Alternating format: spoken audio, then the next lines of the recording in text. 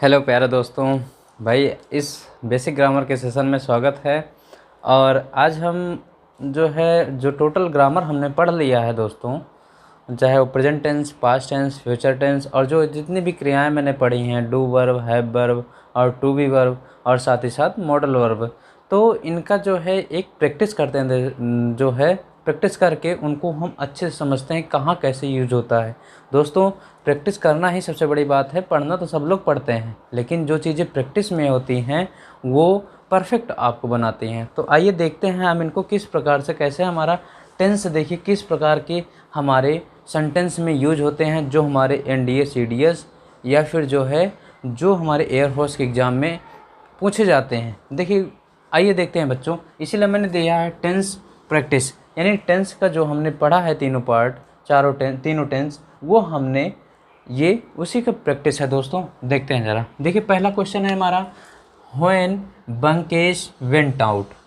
When Bankesh went out, पहला option, he left the radio on, second option, so that his parents shall think that he was still in the house. देखिए, इसका ज़रा अर्थ समझ लीजिए। कह रहा है कि व्हेन बंकेश वेंट आउट, जब बंकेश वेंट आउट चला गया था, वेंट आउट बाहर चला गया था, ही लेफ्ट द रेडियो ऑन, और उसने रेडियो को कैसा छोड़ के गया था, ऑन छोड़ दिया था, यानी रेडियो को चालू रखा था। सो दैट, ताकि, his parents shall think, so that, ताकि उसके माता पिता सोचें, दैट, कि he was still in the house, कि वह अभी भी घर के अंदर है। बहुत चालू लड़का था। तो अब ज़रा एक बात सोचिए दोस्तों, यहाँ हमको टेंस पकड़ना है। टेंस पकड़ना है। पहली बार टेंस कैसे पकड़ेंगे? देखिएगा, बंकेश सब्जेक्ट है हमारा, है कि नहीं भाई? सब्जेक्ट है। लेकिन उसके बाद कहा वेंट। वेंट हमारा किसका फॉर्म होता है? सेकंड फॉर्म है किसका? गो का। गो हमारा फर्स्ट फॉर्म होता है, वेंट सेकंड फॉर्म होता है और गान हमारा थर्ड फॉर्म होता है कि नहीं प्यारे बच्चों? बताइए ज़रा। तो ये हमारा वेंट हमारा सेकंड फॉर्म है, और सेकंड फॉर्म किस टेंस में यूज होता है? पास्ट सिंपल पास्ट टेंस में होता है कि नहीं दोस्तों? तो पास्ट, हमसे यहाँ से एक चीज़ पकड़ में आ गई कि हमको पास्ट टेंस होना चाहिए। आगे देखते हैं। ही लेफ्ट, उसने छोड़ दिया था रेडियो को ऑन, सो दैट, ताकि, his parents shall think that he was, यहाँ पर देखिए दैट हमारा कंजंक्शन के रूप में काम कर रहा है। फिर हमारा next class subject verb still in the house. बताइए ज़रा कहाँ गलती है भाई? बोलिए ज़रा भाई, कहीं गलती दिख रही है? दिख रही है दोस्तों? तो ये गलती यहीं दिख रही है प्यारे बच्चों, कि यहाँ पर शैल का यूज हुआ है कि नहीं? पास्ट टेंस में शैल का यूज होता है, शैल का यूज नहीं होता, बल्कि शैल की जगह पर क्या आएगा भाई? शुड आएगा। तो इससे हमारा ये थर्ड वाला ऑप्शन सही होगा। बस समझ में आई भाई? चले आगे। सेकंड देखिए, ये ऐसे ही क्वेश्चन पूछे जाते हैं टेंस में, ऐसे ही। देखिए, the father told his son that he was, देखिए डैट से हमारा नेक्स्ट क्लास शुरू हुआ है। He was a lazy boy and that he has done his work very badly, यानी कि द फादर ने अपने लड़के से कहा, टोल्ड हिज सन, कहा या बताया, दैट कि he was a lazy boy, वह कैसा लड़का है? लेजी बॉय है। एंड दैट, और ताकि, ही, और ही वॉज, यहाँ देखिए भाई, ही वॉज नहीं, ही हैज़ है। और यहाँ पर देखिए हमने क्या कहा है? टोल्ड। टोल्ड हमारा किस टेंस में यूज होता है? टेल का सेकंड फॉर्म होता है टोल्ड। होता है कि नहीं दोस्तों? तो ये सेकंड फॉर्म यानी पास्ट टेंस, और यहाँ पर भी वॉज भी आया है, और यहाँ देखिए हैज़ का यूज है। क्या सही है? नहीं सही है दोस्तों। तो ये हमारा थर्ड ऑप्शन गलत होगा। यहाँ पर क्या होना चाहिए हमको? यहाँ पर क्या होना चाहिए? हैड होना चाहिए। भाई समझ में? चलिए आगे। थर्ड नंबर क्वेश्चन पे देखिए, ही कॉन्फिडेंटली आस्क्ड द क्राउड, यानी कि वो विश्वसनीय पूर्वक क्राउड से पूछा इफ़, यदि दे थॉट, वे सोचते हैं, ही वॉज राइट, कि वह सही थे, एंड, और द क्राउड शाउटेड, और भीड़ ने चिल्लाई, दैट, कि दे डू, जैसा कि उन्होंने ऐसा किया। बात समझिए। द कॉन्फिडेंटली आस्क्ड, आस्क्ड हमारा पास्ट टेंस, थिंक का सेकंड फॉर्म थॉट आया, वाज भी आ गया। And the crowd shouted, second form आया दैट दे डूड, डू। और यहाँ देखिए दे के बाद हमने क्या यूज किया, प्रेजेंट का डू, जबकि क्या आना चाहिए, पास्ट का डिड आना चाहिए दोस्तों। तो फोर्थ ऑप्शन। बातें समझ में आ रही कि नहीं भाई? चलिए, if I, fourth number question, if I would have realised, if I would have realised what a bad driver you were, I would not have come with you. देखिए दोस्तों, यहाँ पर if I would have realise, देखिए if I would have realised क्या होता है भाई, realised a bad driver you are, कि आप एक बहुत बुरे ड्राइवर हैं। What a bad driver you are, कि आप एक बहुत बुरे ड्राइवर हैं। तो यहाँ एक बात ज़रा समझिए, मैं आपको अनरियल पास्ट की बातें बता रहा हूँ दोस्तों, जो हमारी कुछ कंडीशन होती हैं, जैसा कि हमने पढ़ाया भी है कि देखिए इफ़ वाली क्लास, इफ़ वाली क्लास, और वो हमारी मान लीजिए पास्ट टेंस में है, सब्जेक्ट के साथ क्या लगा होता है, हैड प्लस B3 ऑब्जेक्ट। उसके बाद जो सेकंड क्लास होती है दोस्तों, subject plus would have plus B3 then object, then object. यहाँ बातें समझिएगा, इफ़ सब्जेक्ट हैड B3, मैंने क्या कहा, हैड B3, उसके बाद सेकंड क्लास में वुड हैव B3, ये हमारा अनरियल पास्ट को डिनोट करता है। अनरियल पास्ट को डिनोट करने का मतलब दोस्तों, यहाँ देखिए ज़रा, इफ़ के साथ हमने क्या लगा दिया है, वुड हैव, क्या लगाया है, और यहाँ देखिए हमारी क्लास में वुड नॉट हैव, ये देखिए ये क्लॉज ऑफ कंडीशन, ये क्लॉज ऑफ रिजल्ट होता है दोस्तों। तो क्लॉज ऑफ कंडीशन हमारा किस में जाएगा, हैड B3 में जाएगा, और क्लॉज ऑफ रिजल्ट हमारा किस में जाएगा, वुड हैव B3 में जाएगा। बात समझिएगा, ये कंडीशनल क्लॉज होती है दोस्तों। हमने कुछ विशेष स्थिति में लिखवाया था जब हम वो जो है पढ़ रहे थे दोस्तों, क्या मॉडल वर्ब पढ़ रहे थे, वहाँ पर भी मैंने आपको बताया था कि काम यदि होना चाहता है लेकिन वुड हैव का प्रयोग करते हैं, काम तो नहीं होता है। और आगे भी कंडीशनल सेंटेंस हम पढ़ाएंगे, तो वहाँ पर आप इसको देखिएगा कि ये चीज़ें आपको वहाँ मिलने वाली हैं। तो इस पर गौर करिएगा, इस पर अभी ज़्यादा फोकस मत करिए। जैसे मैं कंडीशनल सेंटेंस उसमें पढ़ाऊँगा तो ये सारी चीज़ें एक बार फिर से रिपीट होंगी। चलिए ये 5 नंबर क्वेश्चन देखते हैं दोस्तों। He could seemed in catching the ball before it reaches the boundary line, यानी कि ही कुड सीम्ड, वह ऐसा प्रतीत हो सकता था, ही कुड सक्सीड है, सॉरी बच्चों, ही कुड सक्सीड, वह सफल हो सकता था, in the catching the ball, ball को कैच करने में, बिफोर इट रीचेज। ज़रा बताइए, catching succeed the ball before it reaches.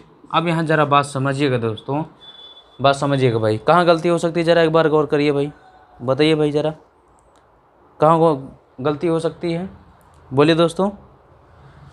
Succeed, वह सफल हो सकता है, कैन की जगह कुड यूज हुआ है दोस्तों। क्या यूज हुआ है, कुड हमारा किस टेंस में यूज होता है, पास्ट टेंस में यूज होता है। और यहाँ पर देखिए हमने प्रेजेंट टेंस का यूज किया है, तो ये भी क्या हो जाएगा, रीच्ड। आया कि नहीं बात समझ में, बिफोर इट रीच्ड, यानी कि उसके पहुंचने से पहले वो उसको कैच करने में बॉल को सफल हो सकता है।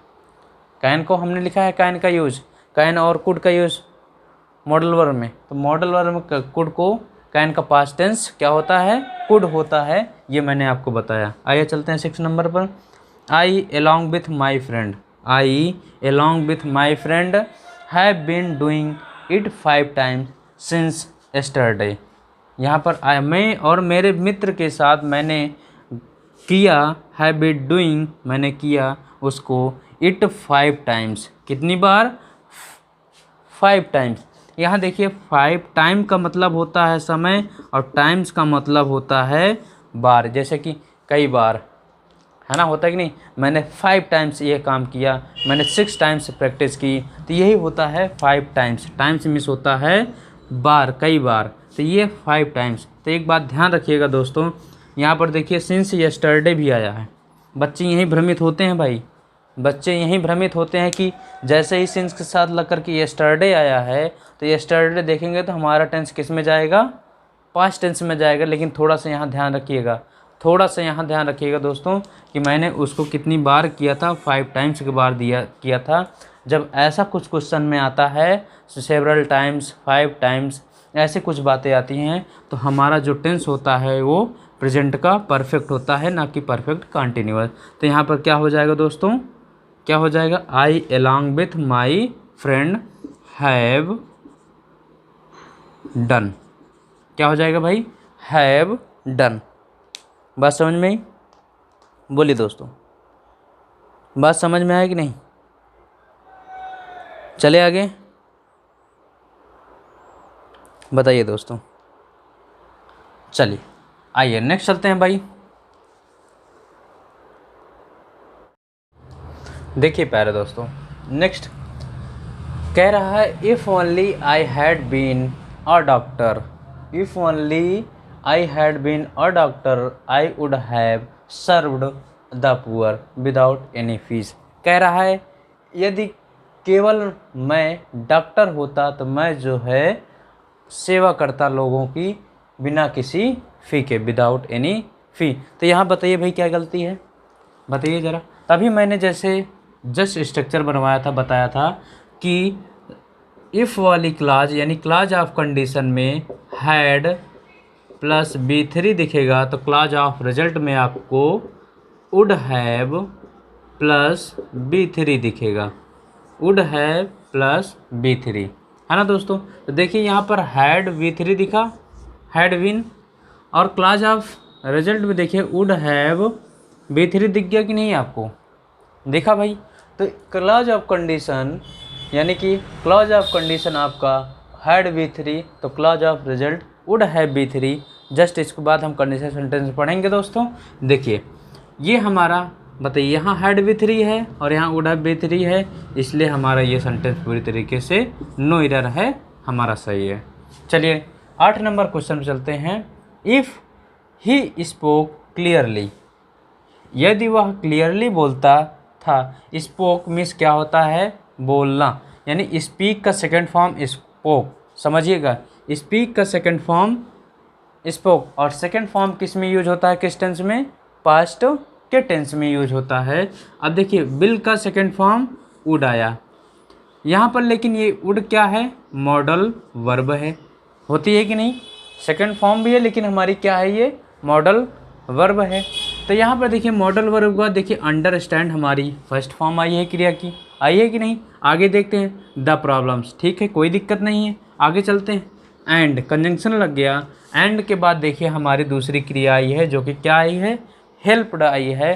प्यारे बच्चों ये बताइए जब हमारी मॉडल वर्ब से 2 क्रियाएँ जुड़ी हुई हैं, एक अंडरस्टैंड और एक हेल्प्ड, तो एक हमारी वर्ब की फर्स्ट फॉर्म में है तो दूसरी भी हमारी किस में हो जाएगी, वर्ब की फर्स्ट फॉर्म में। यहाँ हेल्प्ड ना हो करके क्या होगा, हेल्प होगा, क्या होगा दोस्तों, हेल्प होगा। वैसे भी आप जान लीजिए जितनी भी मॉडल वर्ब होती हैं उनके साथ आने वाली क्रिया किस फॉर्म में होती है, हमेशा फर्स्ट फॉर्म में होती है, ये आपको हम बता दिए हैं टेंस में। चलिए भाई 9 नंबर क्वेश्चन चलते हैं दोस्तों। She spend money, she spend money, वह पैसा खर्च करती है, as though she would be very rich. अब ज़रा समझिए, सी स्पेंड मनी, वह पैसा खर्च करती है, एज दो ऐसा, जैसा, she would be very rich women, जैसा कि वह बहुत ही धनी महिला हो। यानी कि ये भी क्या है, देखिए यहाँ पर कंडीशन लगा हुआ है, एज, देखिए I wish, oh that, as though, क्या है भाई, ज़रा बात समझिएगा। मैंने क्या कहा, आई विश, वो दैट, एज दोज, ये हमारे क्या होते हैं, अनरियल कंडीशन होते हैं। क्या यदि मैं पंछी होता तो उड़ जाता। अब ये क्या कह रहा है, यदि वह जो है, जैसा कि एक कैसी महिला थी, रिच महिला थी। सी स्पेंड मनी, वह पैसा ऐसे खर्च करती थी जैसे कि वो बहुत धनी महिला थी। यानी कि ये भी एक काल्पनिक बातें हैं, तो यहाँ पर वुड भी ना होकर के क्या यूज होगा, वर का यूज होगा दोस्तों। चाहे जो भी क्रिया, यदि हमारा देखिए आई विश, मैंने अभी आपको लिखाया, ज़रा लिख लीजिए भाई, नोट कर लीजिए सब लोग, समझिए दोस्तों, नोट कर लीजिए, आपके लिए बड़ा फ़ायदेमंद होगा जो है ना। देखिए जहाँ भी आपको दिखेगा इफ़ ओनली आई विश वो दैट, ये देखिए मैं यहाँ लिख दे रहा हूँ, if only I wish, I wish, if only I wish, और क्या है, एज दो, एज दो। ये आपको जैसे ही ये दिखेंगे, जैसे ही आपको ये दिखेंगे, ठीक है दोस्तों, तो इनके बाद हमेशा किस टेंस का यूज होता है, सिंपल पास्ट टेंस का।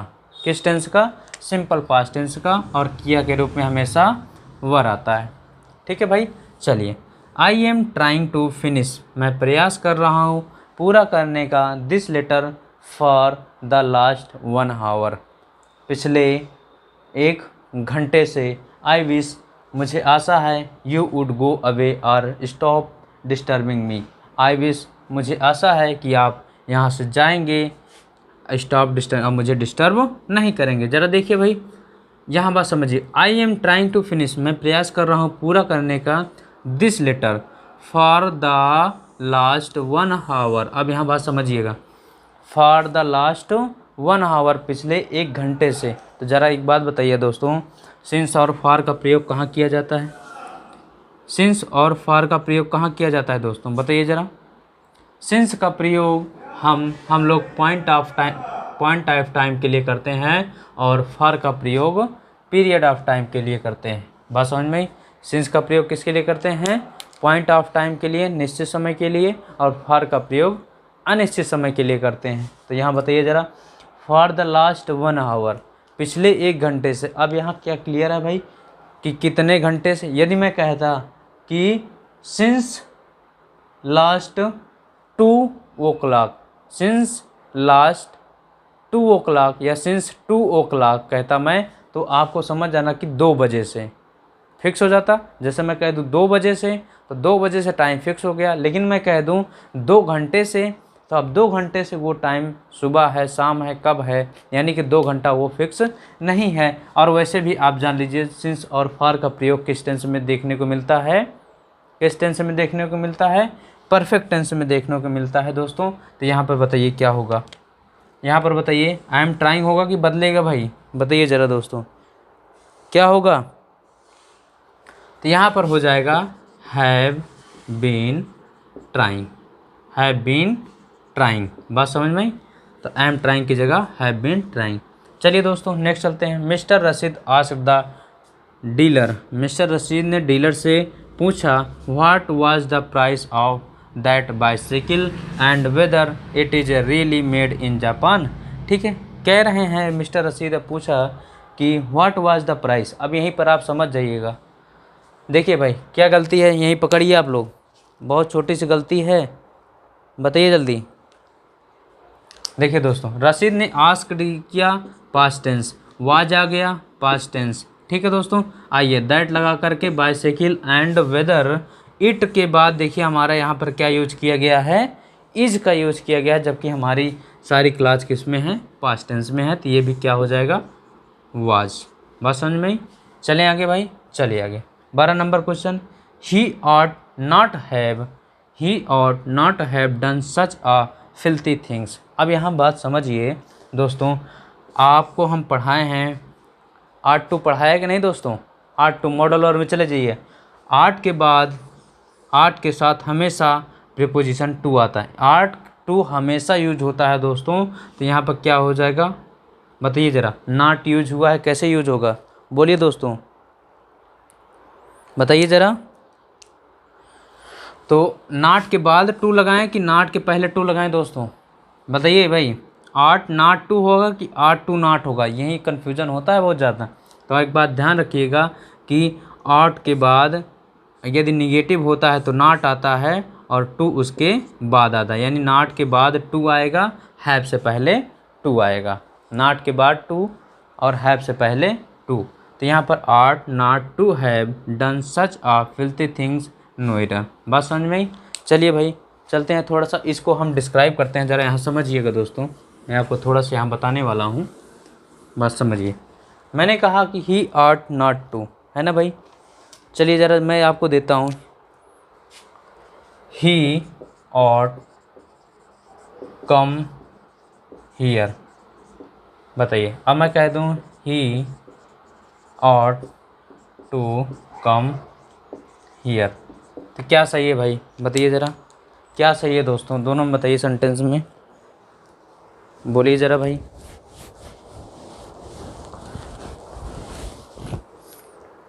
आई बात समझ में?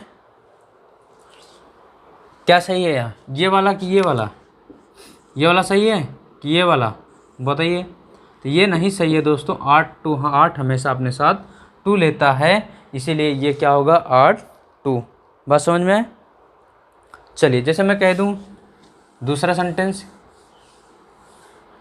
ही ought to, he ought have, मैंने क्या कहा, he ought have come here. Come here, एक सेंटेंस मैं आपको ये देता हूँ, दूसरा sentence he ought to have come here. बातें बताइए कौन सही है? तो यही सही होगा दोस्तों, क्योंकि आर्ट अपने साथ हमेशा टू लेता है। बस समझ में? चलिए भाई आगे चलते हैं। देखिए दोस्तों 13 number question, she said that she did not went. यहीं पर देखिए गलती आ गई कि नहीं भाई? हमने आपको डू वर्ब पढ़ाया था, डू वर्ब पढ़ाया था कि नहीं भाई? डू वर्ब पढ़ाया था। डू वर्ब के अंतर्गत क्या क्या आता है, डू, डज और डिड आता है कि नहीं भाई? और इनके साथ हमने एक बात बताई थी कॉमन्स की, इनके साथ मेन वर्ब की हमेशा कौन सी फॉर्म आती है, फर्स्ट फॉर्म आती है। वेंट बताइए कौन सा फॉर्म है हमारा, सेकंड फॉर्म है। यहाँ पर क्या होना चाहिए, गो। चलिए भाई इस पर चलते हैं।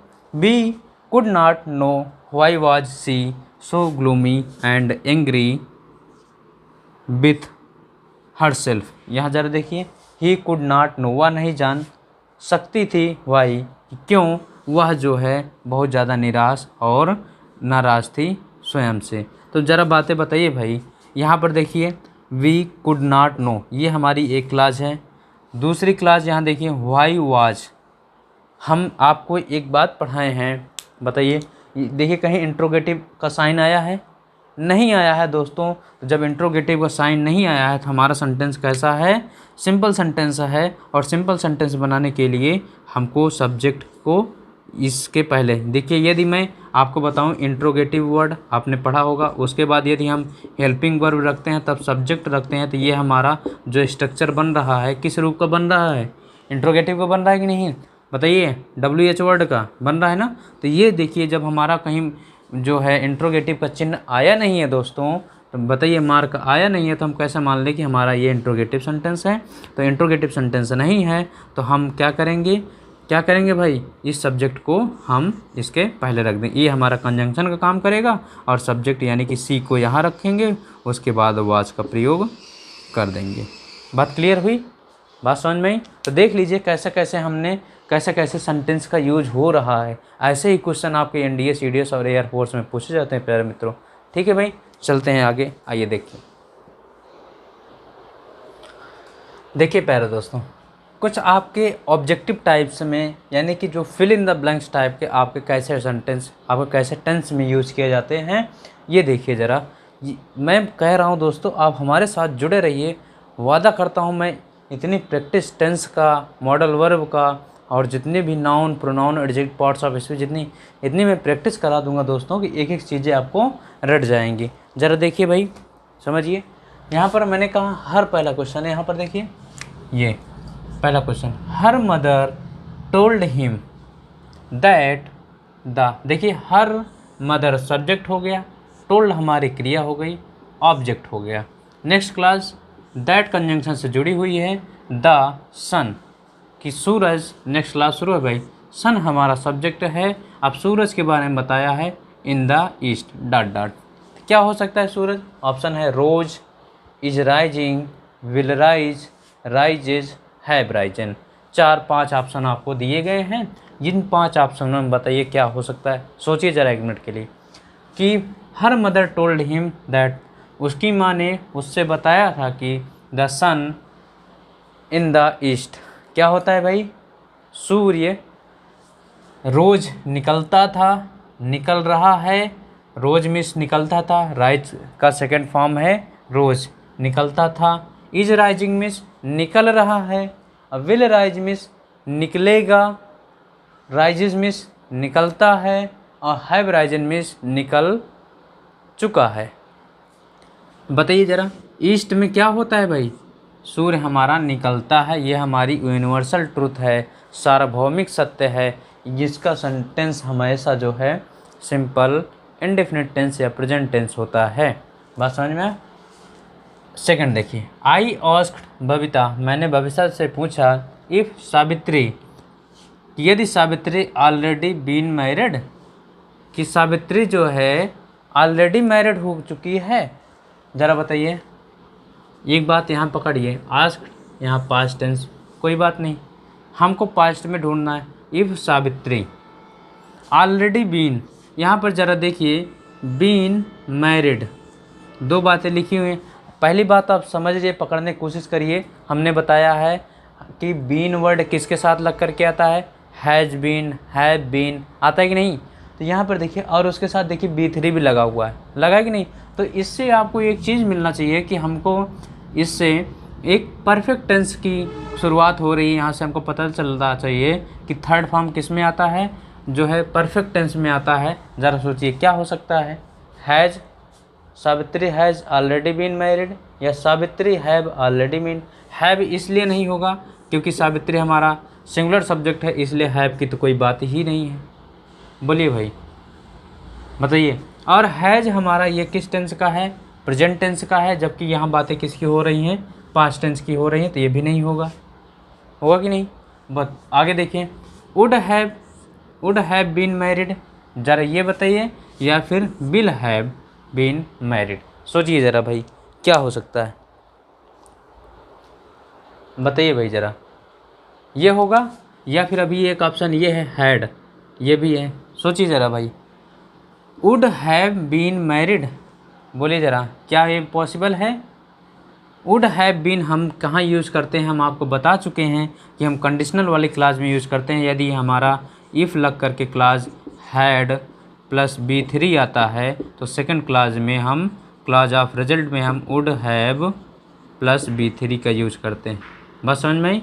वुड हैव B3 का यूज़ करते हैं कि नहीं दोस्तों?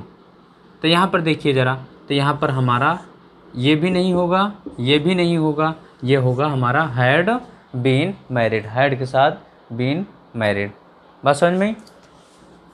बिल क्यों नहीं होगा? क्या मैं फ्यूचर की बात कर रहा हूँ? यहाँ तो मैं पास्ट की बात कर रहा हूँ और यहाँ फ्यूचर की बात कर रहा हूँ दोस्तों। हम जब पास्ट की बात कर रहे हैं तो हमको पास्ट की ही बात करनी पड़ेगी ना, पास्ट की ही बात करनी पड़ेगी। आप कन्फ्यूजन सिर्फ इस ऑप्शन में और इस ऑप्शन, यानी 3 और 4 ऑप्शन में हो सकते हैं। हमने वुड हैव को बता दिया कि वुड हैव जो है हम उसके साथ यूज़ करते हैं। ठीक दोस्तों, तो आया बचा हमारा हैड, हैड हमारा सही होगा। If they early dot dot है, they would have catch the train, catch का सेकेंड फॉर्म काट। ठीक है भाई, तो if they early they would have, अब यहाँ देखिए वुड हैव B3 दिख रहा है कि नहीं दोस्तों? वुड हैव B3 दिख रहा है कि नहीं? जब वुड हैव B3 भी दिख रहा है और इफ़ वाली आपको क्लास भी दिख रही है यहाँ पर इफ़ दे, तो यहाँ पर मैंने अभी जस्ट बताया कि इफ़ के बाद जो सब्जेक्ट के बाद हैड B3 आता है, देन नेक्स्ट क्लास में सब्जेक्ट के बाद वुड हैव प्लस B3 आता है, मैंने बताया था। तो वही चीज़ यहाँ पर क्या यूज होगा भाई? हैड B3, सीधे सीधे थर्ड ऑप्शन। बात समझ में? ऐसे ही आता है भाई। She in Calcutta for 3 years before the year 1992। ज़रा देखिए भाई, अब यहाँ देखिए फॉर 3 years लगा हुआ है, यहीं से पकड़िए। सिंस और फॉर का प्रयोग किस टेंस में करते हैं भाई? बताइए ज़रा, किस टेंस में करते हैं? परफेक्ट टेंस में करते हैं कि नहीं? मैं कलकत्ता क्या कर दिया था भाई? मैं कलकत्ता में क्या किया था, बिफोर द ईयर 1920, यानी 1920 से पहले। सी क्या हो जाएगा, हैज़ बीन। सी पहली बात तो ये सोचिए, सी आया है, सी वर्ड आया है। जब सी वर्ड आया तो सब्जेक्ट हमारा सिंगुलर होगा प्लूरल होगा, सिंगुलर होगा प्लूरल होगा, सिंगुलर होगा, ठीक है। सिंगुलर होगा तो वाज भी सिंगुलर है, ठीक है। हैज़ भी सिंगुलर है, ठीक है। वुड हैव होगा, नहीं होगा, ठीक है, इसकी बात ही नहीं करेंगे। हैड बीन, बताइए ज़रा, हो सकता है, पास्ट की बात है, हो सकता है, ज़रा बताइए। तो एक बात आप लोग ज़रा सोचिए, हमने ज़रा एक बात बताई है कि बिफोर के पहले, यानी कि जो काम पहले होता है, जो काम पहले होता है वो हमेशा किस टेंस में होता है, परफेक्ट टेंस, प्रेजेंट के परफेक्ट टेंस में होता है, इसलिए हमारा ये वाला सही होगा, बाकी कोई ऑप्शन सही नहीं होगा। चलिए नेक्स्ट देखिए, she talks as if she mad. देखिए एज इफ आ गया, सी टॉक्स वह बात करती है, एज इफ मानो सी मैड वह पागल हो। ज़रा बताइए, अब यहीं देखिए, एज इफ, एज दोज, है ना। और अभी जब से मैंने आपको बताया था कि though, as if, as though, है ना भाई, आई विश, ये सब जहाँ भी वर्ड आपको दिखेंगे, इनके बाद आने वाली नेक्स्ट क्लास में हम जो है सिंपल पास्ट टेंस का प्रयोग करते हैं या पास्ट इंडेफिनिट टेंस का प्रयोग करते हैं, है ना। तो यहाँ पर सिर्फ क्या होगा, वर होगा। नेक्स्ट देखिए, I many countries, I dot dot many countries before I return from England. यानी कि बिफोर वर्ड आया है। जैसे देखिए, हमने जब परफेक्ट टेंस पढ़ा रहा था दोस्तों, तो आपको आफ्टर और बिफोर का यूज़ बहुत अच्छे से बताया है कि हम बिफोर का यूज़ कहाँ करते हैं, एक काम पहले होने वाला कार्य, बाद में होने वाला कार्य, है ना। जब आप बिफोर वर्ड आता है तो जो काम पहले होता है वो हमारा पास्ट ऑफ द पास्ट होता है, या फिर प्रेजेंट का जो है पास्ट ऑफ द पास्ट होता है। जो काम बाद में होता है वो पास्ट इंडेफिनिट में जाता है। तो ज़रा बताइए यहाँ पर क्या होगा भाई, 6 नंबर बताइए भाई। तो बिफोर आई रिटर्न होम, ये पास्ट इंडेफिनिट टेंस दिख रहा है, तो यानी कि उसके रिटर्न होम से पहले, यानी कि फ्रॉम इंग्लैंड, इंग्लैंड से वापस होने के पहले ही, I had seen many countries, मैं बहुत सी कंट्रियों को देख चुका था। कि होगा कि नहीं भाई, पास्ट ऑफ द पास्ट की बात होगी कि नहीं, तो क्या हो जाएगा, हैड सीन यहाँ यूज होगा, तो इसीलिए हमारा ये तीसरा ऑप्शन सही होगा। ठीक है दोस्तों, तो देख लीजिए कैसे कैसे हम, और अभी हमारे पास बहुत से प्रैक्टिस हैं, तो आप लोग चैनल पर जुड़े रहेंगे तो आपको प्रैक्टिस बीच बीच में कराती जाएगी। ये तो जो है टेंस समाप्त हुआ था दोस्तों, तो मैंने सोचा आपको एक छोटी सी प्रैक्टिस करा दें और आपको दिखाएं कि कैसे हम टेंस को ऐसे ऐसे सेंटेंसों में हम यूज़ करके इनका एग्ज़ाम में पुटअप किया जाता है, पूछा जाता है एग्जामिनर द्वारा। तो मिलते हैं कल नेक्स्ट वीडियो में, किसके साथ, कंडीशनल क्लास के साथ, यानी कंडीशनल सेंटेंस के साथ। तब तक के लिए thanks for watching, thank you.